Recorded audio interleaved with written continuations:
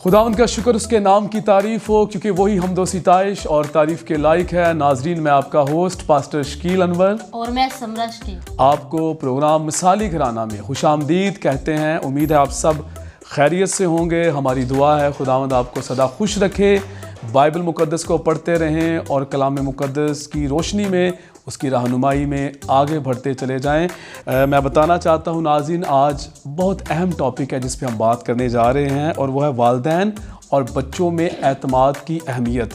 और इस टॉपिक पे बात करने के लिए हमारे साथ आज बड़ा खूबसूरत कपल है और खुदावंद ने बहुत बरकत दी है। और ये द सल्वेशन आर्मी 17 कनाल न्यू इकबालटन इस्लामाबाद में जो चर्च है, वहाँ पर बतौर मेजर जो है वो अपनी खिदमात सरअंजाम दे रहे हैं। बहुत खूबसूरत शख्सियत के मालिक हैं मोहतरम जनाब मेजर नवीद नैयर साहब। भाई जी, आपको अपने प्रोग्राम में खुश आमदीद कहते हैं। बहुत शुक्रिया सर, थैंक यू जी। सिस्टर जी, आपको भी अपने प्रोग्राम में खुश आमदीद। Thank you so much. जी सिस्टर जी, मैं आपसे पूछना चाहूँगी कि आपकी शादी को कितना अर्सा हो गया और कितने बच्चे हैं आपके? हमारी शादी को तकरीबन 23 साल हो गया और 3 बच्चे हैं। और बड़ी मेरी बेटी ICS उसने किया, अभी वो नर्सिंग की ट्रेनिंग कर रही है। और छोटा बेटा जो है वो फर्स्ट ईयर में है और सबसे छोटी बेटी जो है वो 7th की स्टूडेंट है। जी सिस्टर जी, खुदावंद आपको बरकत दे और आपके बच्चों को इसी तरह अपने जलाल के लिए खुदावंद इस्तेमाल करे। और इसी के साथ मैं आपसे एक और क्वेश्चन पूछना चाहूँगी कि वालिदैन और बच्चे अपने रिश्ते में एतमाद कैसे पैदा कर सकते हैं? मैं आपको छोटी सी एक मिसाल दूंगी अपने बेटे की। हम बाज़ार गए LCD ख़रीदने के लिए और वहाँ पर हम पूरी फैमिली गए थे। मेरी बेटी भी थी, बेटा था और मेजर साहब और मैं थी।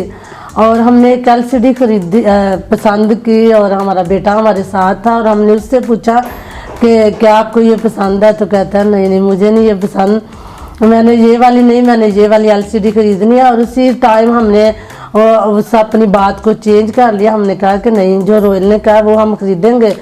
और उसके चेहरे के तासरात और वो मैं महसूस कर रही थी कि वो बड़ा खुश हो रहा था कि मेरे माँ बाप ने अपनी उस पसंद को एक साइड पे कर दिया या रिजेक्ट कर दिया और उन्होंने मेरी उस चीज़ को ख़रीदा जिस पे मैंने हाथ रखा। हालांकि वो है भी महंगी थी, लेकिन हमने कहा कि नहीं, हमारा बेटा हमारे लिए सबसे बड़ी, यानी कि हमारी इज्जत है, हमारी खूबसूरती है हमारे घर की। जब उसको ये पसंद है, हम ले भी जाएंगे तो उसको ना पसंद होगी और वो फिर वो उस बात को बार बार दोहराएगा कि मैंने जो पसंद की थी उन्होंने वो नहीं ली, मामा पापा ने वो लिया। उस पर क्या करना चाहिए, एक नुक्ता ही हमेशा उठेगा। उसको हमने साइड पे कर दिया और अपने बेटे की पसंद को आगे रखा। और इसी तरह से मैं अपनी बेटी की भी मिसाल दूंगी। वो बड़ी है, हम घर में कोई भी फैसला करते हैं, कुछ भी करते हैं, कुछ चीज़ खरीदते हैं, कुछ भी, हमेशा हम दोनों की कोशिश होती है कि अपनी बेटी के साथ यानी कि बातचीत करें। और जब उसके साथ शेयरिंग करते हैं, आप यकीन जाने, हम दोनों की कुछ और राय होती है, लेकिन जैसे ही अपनी बेटी के साथ बातचीत करते हैं और जब उसकी सोच को हम देखते हैं तो हम कहते हैं कि वाकई उसने हमारी सोच से कहीं बढ़कर वो किया है जो उसको पसंद था, या हमारे घर के लिए वो ज़्यादा बरकत और खुशी का वसीला बना। और हम दोनों की यही कोशिश होती है कि हमने जो टाइम गुजारा वो गुजर चुका, लेकिन अब हमारे घर की रौनक, हमारे घर की बरकत और हमारे घर की खुशियाँ हमारी औलाद है। जब ये खुश हैं तो फिर हम दोनों भी खुश हैं और फिर ही हमारे घर में खुशियाँ होती हैं और हमारा घर खुशियों से भरा होता है, शादमान होता है। और हम हमेशा खुदावंद के नाम की शुक्रगुजारी करते हैं कि इसमें हमारा कोई कमाल नहीं। जब तक तेरा फजल ना हो, जब तक तू हमारे साथ ना हो, तब तक हम ना इज्जत पा सकते हैं, ना बरकत पा सकते हैं। और इससे ये है कि औलाद हमारी फरमाबरदार है। इस ज़माने में औलाद फरमाबरदार होना बड़ी खुशी की बात है। हम अक्सर कहते हैं कि दुनिया की हर दौलत, हर चीज़ हम हासिल कर लें, लेकिन जब तक औलाद फरमाबरदार नहीं ना, हमारी ज़िंदगी में सुकून या वो चीज़ आ ही नहीं सकती जो हम हासिल करना चाहते हैं या जो अपनी ज़िंदगियों में देखना चाहते हैं। हमारे लिए खुशी की यही बात है कि हमारी औलाद अच्छी है, नेक है, फरमाबरदार है और हमारे लिए फ़ख्र की और बड़ी खुशी की बात है। जी सिस्टर जी, खुदावंद आपको बरकत दे। नाज़रीन, जैसे कि आप अभी सब सुन रहे हैं, सिस्टर ने बताया कि हमें अपनी खुशी, हम ज़्यादातर लोग मैंने देखे हैं अपने, मतलब कुछ लोग मेरे पास आते हैं, मैं जुमे की मीटिंग चला रही हूँ, उसमें ज़्यादातर ख़वातीन मुझसे आके इस बात की शिकायत करती हैं कि सिस्टर हम लोगों ने ये चीज़ पसंद की है, हमारे बच्चों को पसंद नहीं की। जैसे कि अभी सिस्टर आपने बताया कि हमने अपनी ख्वाहिशों को, अपनी खुशी को हम लोगों ने पीछे कर दिया, हमने अपने बच्चे की खुशी को जो है वो अहमियत दी है। देखिए, जब हम बच्चे जो है मतलब माँ बाप से कुछ मांगते हैं तो माँ बाप का फर्ज है कि उस खुशी को पूरा करें।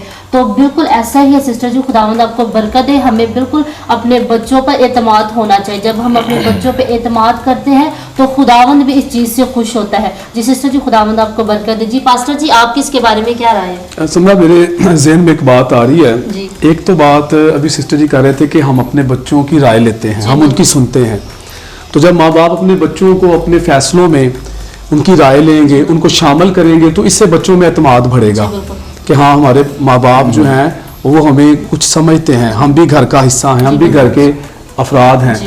और फिर एक और बात जो एतमाद को बढ़ाती है वो ये है कि अक्सर आप पसंद की बात कर रही थी सिस्टर जी, और आपने भी एक बात की है समरा, लोगों की बात आप कर रहे थे कि लोग आकर बात करते हैं। तो मैं अक्सर देखता हूँ कि वालिदैन अपने कपड़े तो वो अच्छे से खरीदते हैं, लेकिन अक्सर दिखने में उनके बच्चों के कपड़े को इतने खास नहीं होते।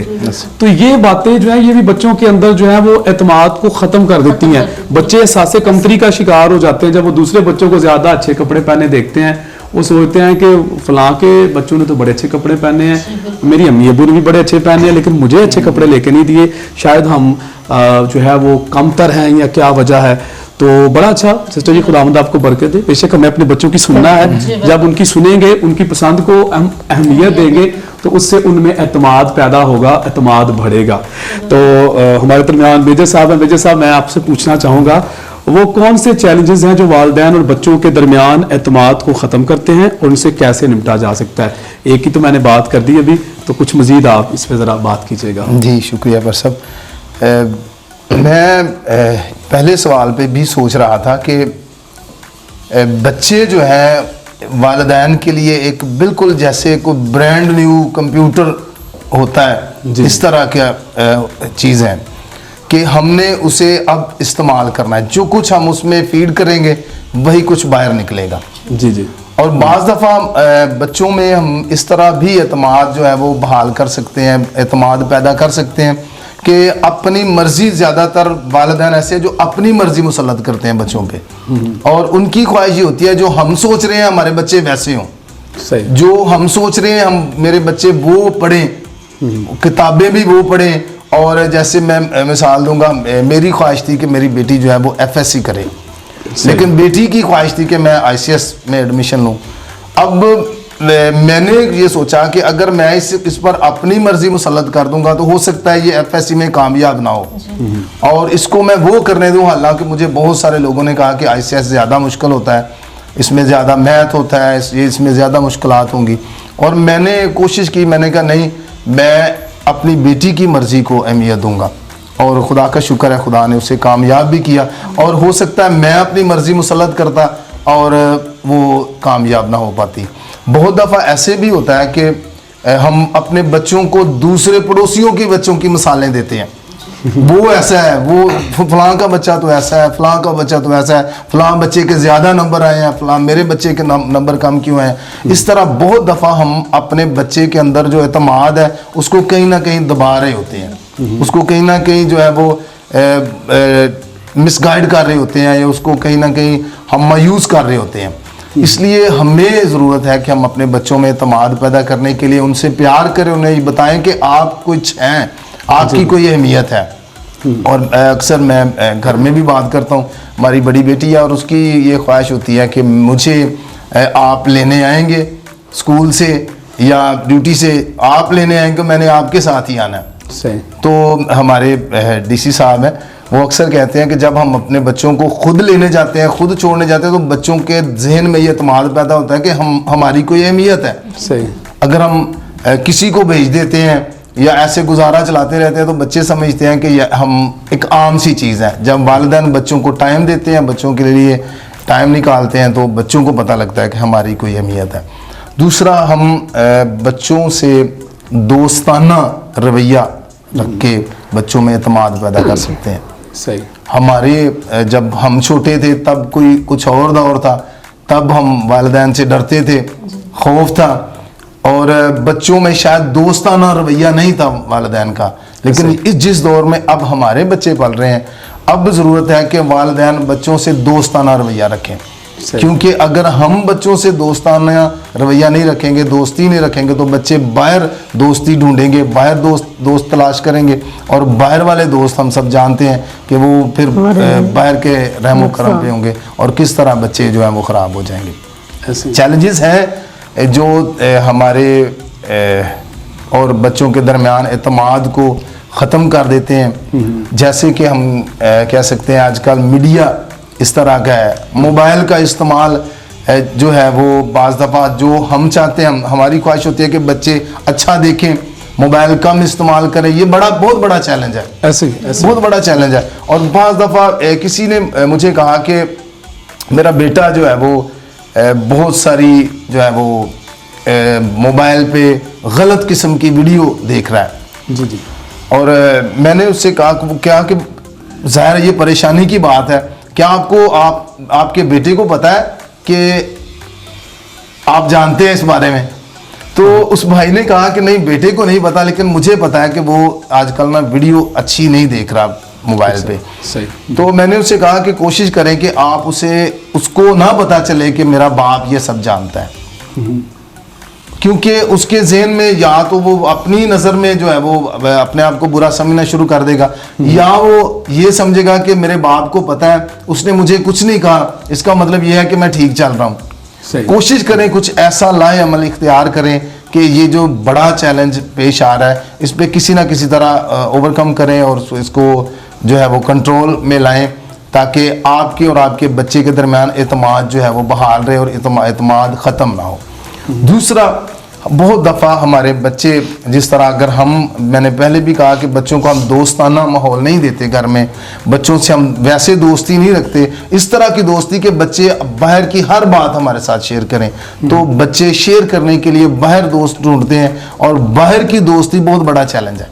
बिल्कुल खतरा है। हम सब जानते हैं अपने माहौल को कि बाहर शराब नशा इस आम है, और बाज़ दफ़ा हमारे बच्चे ऐसे बच्चों से दोस्ती कर लेते हैं जो हमारे लिए बहुत बड़ा चैलेंज बन जाता है। अब हम बच्चों को घर में अच्छा माहौल नहीं दे रहे होते, बच्चे बाहर माहौल तलाश कर लेते हैं जो हमें पसंद नहीं आता।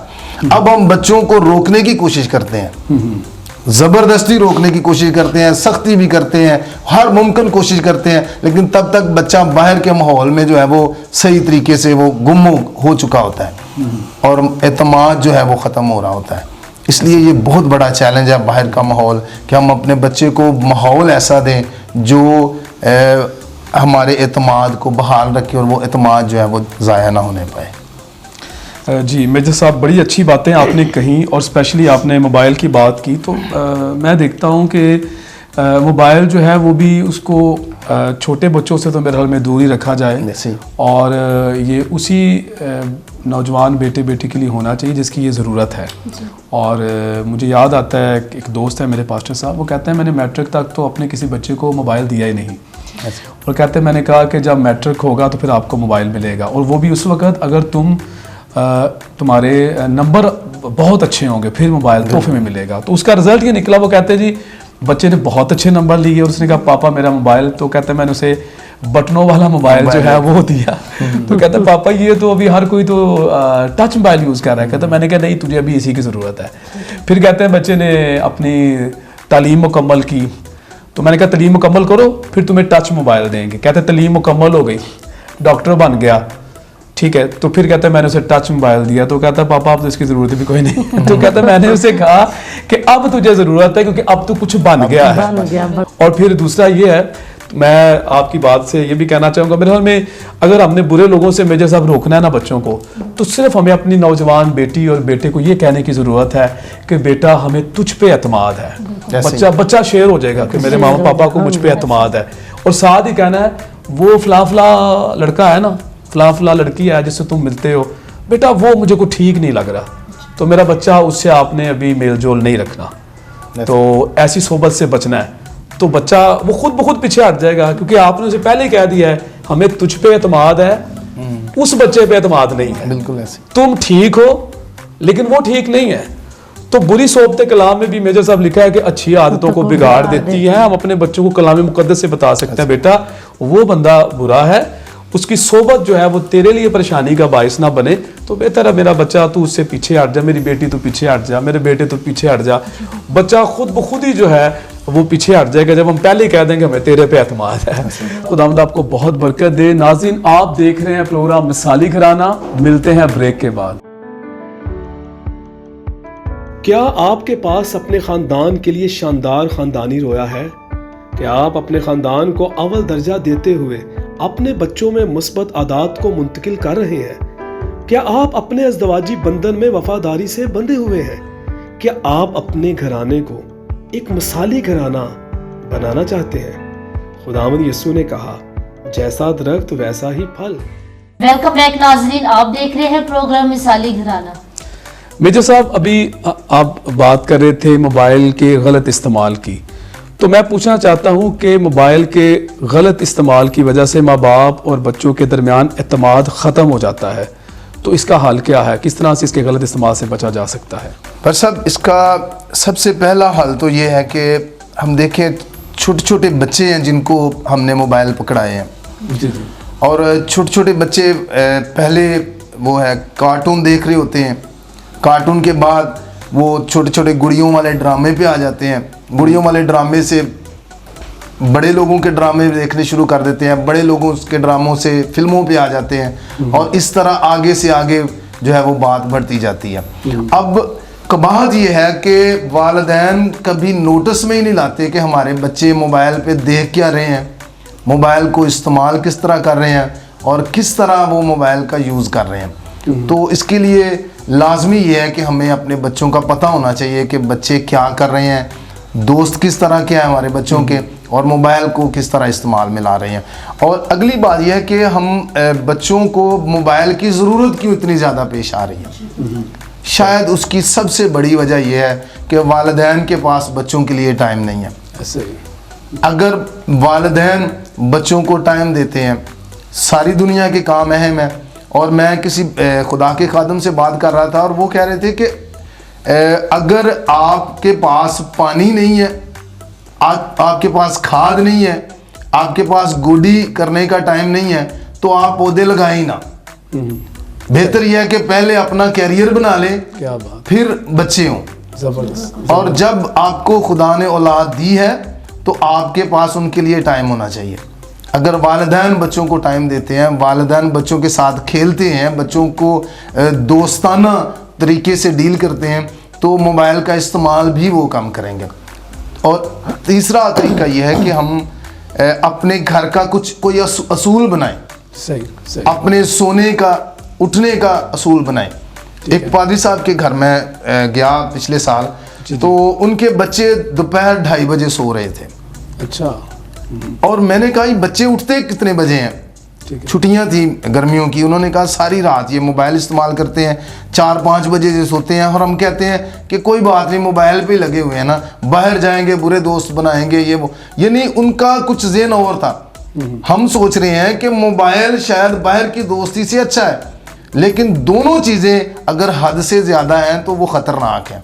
इसलिए एक टाइमिंग होनी चाहिए। अगर बच्चों को हमने बताना है 9-10 बजे फैमिली प्रेयर का टाइम रखें, और असूल बनाएं घर का कि हमने 9 या 10 बजे आखिरी टाइम है, हम सब ने मिल के फैमिली प्रेयर करनी है, और उसके बाद किसी ने मोबाइल नहीं पकड़ना, सो जाना है। कुछ असूल बनाएं, और वो असूल जो है वो शायद हमें किसी ना किसी हद तक हमारे बच्चों को दुआ या ज़िंदगी भी उनकी बनाएं, और मोबाइल का इस्तेमाल भी कम करें। और हमारे बच्चों को पता हो कि लेट नाइट तक हमने मोबाइल इस्तेमाल नहीं करना, और कोई हद है जिस हद तक हमने इसे इस्तेमाल करना है और हमने इसका यूज़ करना है। सही सही जी, खुदा बड़ी बरकत दे।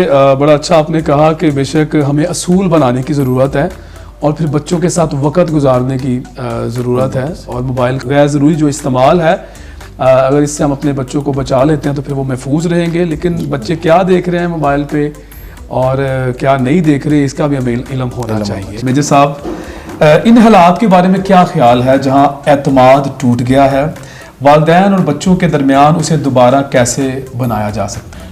जी बस सब वालिदैन और बच्चों का ताल्लुक या रिश्ता ऐसा है मेरे ईमान के मुताबिक, जहन के मुताबिक और मेरी सोच में, कि इन्हें कोई तोड़ नहीं सकता, क्योंकि ये ऐसा एक फितरी या कुदरती डोरी में बंधा हुआ है कि इन्हें कोई इतना आसानी से कोई तोड़ नहीं सकता। इन्हें तोड़ने के लिए बहुत कोई बड़ा काम ही होगा या बहुत बड़ी कोई चाल ही होगी जो इन्हें तोड़ेगी। एतमाद की बात हम कर रहे थे कि अगर कभी ऐसे हालात पैदा हों कि एतमाद टूट जाए, माँ बाप का बच्चों पर एतमाद ना रहे या बच्चों का माँ बाप पर एतमाद ना रहे, ये नहीं कि सिर्फ माँ बाप का बच्चों पर एतमाद उठ जाता है, बच्चों का भी बाज़ दफ़ा माँ बाप से एतमाद उठ जाता है। ठीक है, इस तरह भी हो सकता है। बहुत बड़े जो है वो कालम निगार हैं, वो एक दफ़ा मैंने उनकी एक वीडियो देखी और वो कह रहे थे मैं अपने बच्चों से माफ़ी मांगता हूँ और माफ़ी मांगता हूँ गुज़रे सालों की, जब मैंने अपने बच्चों को इग्नोर किया, जब मैं अपनी जॉब पे जाता था उन्हें टाइम नहीं देता था। कह रहा है अब मुझे जो है वो एहसास हुआ कि मैंने अपने बच्चों के साथ गलत किया और मैंने अपने बच्चों से मैं बार बार माफ़ी मांगता हूँ। मेरे बच्चे कहते हैं पापा बार बार हमें शर्मिंदा ना किया करे, फिर भी कहता है मैं अपने अंदर ही महसूस करता हूँ कि मुझे अपने बच्चों को टाइम देना चाहिए था। तो एतमाद जब टूट जाता है तो उसको बहाल करने का तरीका यही है। एतमाद तभी टूटता है जब कहीं गलती हो, जब कोई ख़ता हो, जब कहीं पे कुछ फॉल्ट आ जाए। सही। तो अगर उस फॉल्ट को बार बार दोहराया जाएगा, अगर बच्चे की गलती को बार बार याद कराया जाएगा, अगर हर रोज़ उसकी उस गलती को लेके उससे लान तान किया जाएगा, तो एतमाद बहाल नहीं होगा, बल्कि वो बच्चा हमसे दूर दूर दूर और बहुत दूर हो जाएगा। उसे लगना शुरू हो जाएगा कि मैं बुरा हूँ और फिर वो अपने आप को बुरा ही पेश करेगा, सबके सामने बुरा ही समझना शुरू कर देगा। इसलिए अगर हमें उस रिश्ते को, उस एतमाद के रिश्ते को दोबारा बहाल करना है तो हमें मुआफ़ करना होगा, हमें मुआफ़ करना होगा, उस गलती को भुलाकर हमें आगे चलना होगा। और बच्चे से भी अगर मैच्योर है बच्चा तो उससे हमें बात करनी होगी इस बारे में कि ये हम याद नहीं रखेंगे दोबारा इस गलती को और कोशिश करें दोबारा ये गलती ना हो। हमारा रिश्ता ऐसा है कि हम एक दूसरे के लिए हैं और हमें अपने बच्चों से इतना प्यार करना है कि उन्हें एहसास हो कि मेरे माँ बाप, मेरे वालिदैन जो हैं मुझसे मोहब्बत करते हैं और इनकी मोहब्बत जो है वो मुझे मुआफ़ करेगी और दोबारा वो एतमाद का रिश्ता बहाल होगा। इसलिए अगर हम उसे बार बार उसकी गलती याद दिलाएंगे, अगर उसकी गलती को बार बार कुरेदेंगे तो वो रिश्ता कभी बहाल नहीं होगा। एतमाद का रिश्ता सबसे बड़ा रिश्ता होता है और इसे टूटना ही नहीं चाहिए। अगर कभी हो भी जाता है तो हमें एक दूसरे को मुआफ़ करना है। और अगर कभी वालिदैन से महसूस करते हैं कि हमसे गलती हुई है, हमने बच्चों के एतमाद को ठेस पहुंचाई है, बच्चों का एतमाद था कि मेरे वालिदैन ऐसा नहीं करेंगे और हमसे कभी होता है, तो ज़रूर इसमें कोई झिझक नहीं है, कोई शर्म नहीं है। बच्चों से हम सॉरी कर सकते हैं, बच्चों से हम माफ़ी मांग सकते हैं। इसका मतलब ये नहीं कि सिर्फ बच्चे गलती करेंगे तो सॉरी करेंगे। अगर वालिदैन से भी कभी गलती होती है, पाक कलाम में लिखा है, आए औलाद वालों अपने फर्जंदों को गुस्सा ना दिलाओ। ऐसे ही इसीलिए लिखा है कि औलाद वालों से, वालिदैन से भी गलती हो सकती है।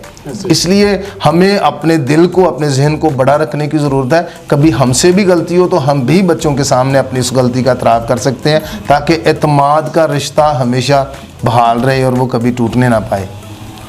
हाँ बेशक, अगर कहीं पर कुछ हो भी जाता है तो हमें माफ़ करने की ज़रूरत है। गलती हो सकती है, इंसान है, और कहीं पर अगर ऐसा हो गया है तो बेशक मेजर साहब बिल्कुल आप सही कह रहे हैं कि हमें माफ़ करना है और बच्चों को हमें इनकरेज करना है कि हाँ बेटा तू कर सकता है, मेरी बेटी कर सकती है। मुझे आपकी बात से मेजर साहब एक बात याद आ गई कि एक फैमिली, उसके अंदर कुछ इस तरह से हुआ कि बाप जो है अपनी बेटी से कुछ ज़्यादा ही उन्होंने उस पर उम्मीदें लगा ली, और बेटी जो थी वो इतनी ज़्यादा इंटेलिजेंट, बहुत ज़्यादा इंटेलिजेंट नहीं थी।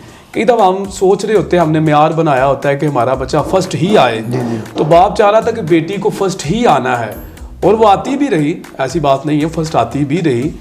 लेकिन एक जगह पे जाके बाप ने कहा कि इसमें अगर तुम फर्स्ट ना आई, अभी जो कंपटीशन होगा तो फिर तुमने मुझे अपना मुंह नहीं दिखाना। और बहुत ही सख्ती के साथ, गुस्से के साथ बाप ने जो है वो प्रेशर डाल दिया उस पर। बच्ची इतनी अंडर प्रेशर हो गई, खौफजदा हो गई, और उसके बाप ने बड़े गुस्से के साथ उसको डांटा और कहा कि तुम यहाँ से चली जाओ और तुम्हें फर्स्ट आना है। और क्योंकि वो एक एग्ज़ाम जो हुए उसमें वो सेकंड आ गई थी, तो उसकी वजह से बाप ने डांटा कि तू सेकंड क्यों आई है।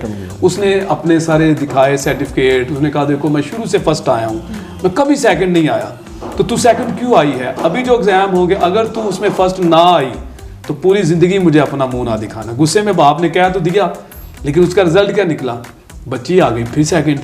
अब जब वो सेकंड आई तो वो बच्ची इतनी टेंशन में चली गई, वो अपने बाप के सामने नहीं आई। वो सोच रही थी कि बाप ने कहा था कि मुझे अपना मुंह ना दिखाना। वो अपने स्कूल की छत पे चली गई और इतनी उसने टेंशन ली कि उसे बर्दाश्त ना कर सकी और उसने छत से छलांग लगा दी, जिसका रिजल्ट फिर ये निकला कि बच्ची दोनों टांगों से मफलूज हो गई। अब वही बाप रोता हुआ चीखता हुआ आया, हॉस्पिटल भी लेकर गया, बाद में बड़ा परेशान भी हुआ, और वो समझ रहा था कि शायद इसकी वजह स्कूल का स्टाफ है, उन्होंने इसको ध्यान नहीं रखा। लेकिन जब बात खुलकर सामने आई तो बाप के पास सिवाय रोने के और कुछ भी नहीं था। तो मेरे ख्याल में हमें मेजर साहब अपने बच्चों को माफ़ भी करना चाहिए। अगर आप सोचते हैं या मैं सोचता हूँ या नाज़रीन आप में से कोई सोच रहा है कि मेरे बच्चे को फर्स्ट ही आना है, तो देखिए ज़िंदगी है, हार जीत ज़िंदगी का हिस्सा है। अगर कहीं पर बच्चा सेकंड आ गया, थर्ड आ गया, या कहीं पर हार भी गया है तो कोई मसला नहीं है, वो जीतेगा, ज़रूर जीतेगा। आपने उसको माफ़ करना है, उसे इनकरेज करना है कि मेरा बेटा तू कर सकता है। वो दोबारा कोशिश करेगा और हो जाएगा। एडिसन के बारे में बहुत मशहूर है मेजर साहब कि वो स्कूल में अक्सर वो फेल ही होता था और इवन उसे स्कूल से भी निकाल दिया गया और उसको लेटर उसकी वालदा को दे दिया गया। और वो लेटर जब उसकी माँ को मिला तो वहाँ यही था कि मतलब ये बच्चा नहीं पढ़ सकता तो लिहाजा इसको अपने पास रखे। लेकिन उसकी माँ ने उसको ये नहीं कहा तो नहीं पढ़ सकता, उसने कहा बेटा स्कूल का जो स्टाफ है और टीचर्स जो हैं वो कहते हैं आपका बच्चा इतना इंटेलिजेंट है कि हमें उसे पढ़ाने के लिए हमारे पास कोई ऐसा टीचर ही नहीं है। तो माँ ने उसके अंदर खुद एतमादी पैदा कर दी कि तू कर सकता है। और उसकी वजह से फिर हुआ क्या कि उसने फिर बहुत सी इजादात की। इवन ये जो बल्ब जिसकी रोशनी में भी हम बैठे हैं वो बल्ब भी उसी ने इजाद किया, एडिसन ने। तो मैं इस समय तो मेजर साहब बेशक हमें अपने बच्चों के अंदर एतमाद को पैदा करना है। अगर वो कहीं कमज़ोर भी हैं तो हमें महसूस नहीं होने देना। हमें उसका जिस तरह हाथ पकड़ के हमने बचपन में चलना सिखाया, आज वो बच्चे अगर जवान हो गए हैं तो आज भी हमें उनके हाथ पकड़ के उनको एहसास दिलाना है कि मैं तेरे साथ खड़ा हूँ। माँ को बाप को ये कहने की ज़रूरत है कि हम तेरे साथ खड़े हैं। तो थैंक यू वेरी मच, बहुत अच्छी बातें की मेजर साहब आपने। खुदा सिस्टर जी आपको भी बरकत दे, हम शुक्रगुजार हैं कि आपने वक्त दिया। मेजर साहब, सिस्टर जी मैं आपसे पूछना चाहूँगी कि लास्ट में क्या कहना चाहेंगे आप? लास्ट में ये कहना चाहेंगे कि आपका बहुत बहुत शुक्रिया, आप दोनों का, वर्षा साहब आपका, सिस्टर जी आपका, आपने हमें इस प्रोग्राम में बुलाया। और हम दुआगो हैं फैमिलीज़ फॉर पाकिस्तान के लिए, आइज़क टीवी के लिए, इनकी सारी टीम के लिए। खुदावंद सबको बड़ी बरकत दे, सरफराजी दे। और दुआगो हैं तमाम वालिदैन के लिए जिनको खुदावंद ने औलाद दी है। और खुदा से दुआ करते हैं कि खुदावंद हमें औलाद और वालिदैन के दरमियान एतमाद का रिश्ता हमेशा बहाल रखने की ताकत बख्शे। और खुदा का साथ है जो हमें इस रिश्ते में कामयाब कर सकता है। बहुत बहुत शुक्रिया। बहुत शुक्रिया मेजर साहब, सिस्टर जी आपका भी बहुत शुक्रिया, थैंक यू वेरी मच। सो नाज़रीन, हमें उम्मीद है कि आज के प्रोग्राम से आपने बहुत बरकत पाई होगी। आज हमने बहुत सी बातों के मुतालिक सीखा। आज हमने जाना कि वालिदैन और बच्चों में एतमाद की अहमियत क्या है। इसके अलावा आज हमने सीखा कि वो कौन से चैलेंजेस हैं जो वालिदैन और बच्चों के दरमियान एतमाद को ख़त्म करते हैं, उनसे कैसे निपटा जा सकता है। इसके अलावा हमने ये भी सीखा कि अगर एतमाद ख़त्म हो जाए वालिदैन और बच्चों के दरमियान तो उसे कैसे बहाल किया जा सकता है, और मोबाइल का जो गैर ज़रूरी इस्तेमाल है उससे कैसे निपटा जा सकता है। सो खुदावंद आपको बहुत बरकत दे। आज का प्रोग्राम जो आपने आज देखा है ज़रूर बताइएगा आप कौन सी आपको बात बहुत अच्छी लगी। हमारे गेस्ट ने जो की है, जो हमारे मेहमान आज यहाँ पर मौजूद हैं, जो बातें उनसे सीखी हैं, उनसे कौन सी बात आपको सबसे ज़्यादा अच्छी लगी, ज़रूर इन नंबर्स पर जो आप स्क्रीन पे देख रहे हैं कॉल करके बताइएगा। कोई और ऐसा टॉपिक इस पे आप सीखना चाहते हैं तो वो भी हमें ज़रूर बताइएगा। ये आज का प्रोग्राम आपके लिए मिसाली बाप और मिसाली माँ और मिसाली औलाद बनने में मददगार साबित होगा। इसके अलावा किताब हमारे पास मौजूद है मिसाली बाप, ये फैमिलीज़ पर पाकिस्तान की शाया करदा किताब है और इसको लिखा है ब्रदर ग्रेगरी स्लेटर ने, खुदा के खादम ने इसे लिखा है। ये किताब भी आपके लिए मिसाली बाप और मिसाली माँ और औलाद और फिर मिसाली घराना बनने में आपकी मददगार साबित होगी। अगर आप इसको ख़रीदना चाहते हैं, स्क्रीन पे नंबर मौजूद हैं, राब्ता करें और ज़रूर आप इसको लें और पढ़ें और एक मिसाली घराना बन जाएं। God bless you. अगले प्रोग्राम में फिर मिलेंगे नए मेहमानों के साथ। तब तक के लिए मैं आपका होस्ट पास्टर शकील अनवर और मैं समरा शकील आपसे इजाज़त चाहेंगे। देखते रहें प्रोग्राम मिसाली घराना ओनली ऑन आइज़ेक टीवी।